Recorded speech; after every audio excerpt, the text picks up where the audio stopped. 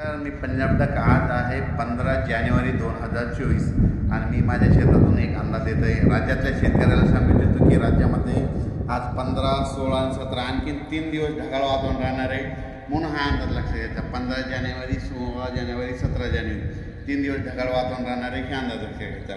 फक्त 40 गाव त्या भागाकडे थोडे शितोडे येतील, इकडं लातूर सोलापूर भागाकडे थोडे शितोडे येतील, हे लक्षात घ्यायचं. म्हणजे थोडे थेंब फार येणार आहे, काही पाऊस मोठा येणार नाही, म्हणून हा अंदाज लक्षात घ्यायचा. राज्यातल्या सर्व शेतकऱ्याला सांगू इच्छितो की राज्यामध्ये पूर्व विदर्भ, पश्चिम विदर्भ, दक्षिण महाराष्ट्र, उत्तर महाराष्ट्र, कोकणपट्टी, खानदेश, मराठवाडा या 4-5 विभागामध्ये देखील ना ह्या 3 दिवसमध्ये दररोज म्हणजे ढगाळ वातावरण राहणार आहे, पाऊस काय येणार नाही, म्हणून काही चिंता करायची गरज नाही. आणि परत राज्यातल्या शेतकऱ्याला सांगू इच्छितो की राज्यामध्ये ज्यांचे तूर काढणं चालू असेल, तुम्ही तूर काढा, काही हरकत नाही, कारण की खूप मोठा काही पाऊस येणार नाही, त्याच्यामुळे काही चिंता करायची गरज नाही.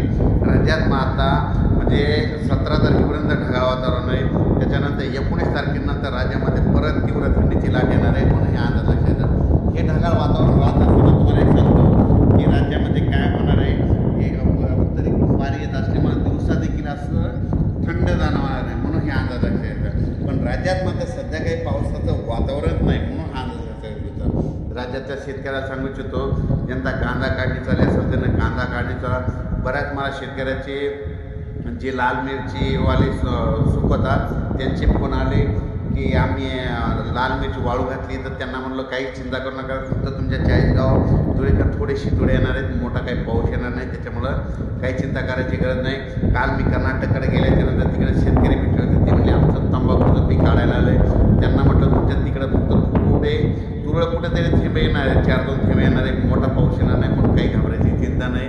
त्याच्यानंतर मकावाले शेतकरी, त्याच्यानंतर कापसावाले शेतकऱ्याचे फोन आले, त्यांना म्हटलं काही मोठा पाऊस येणार नाही, त्याच्या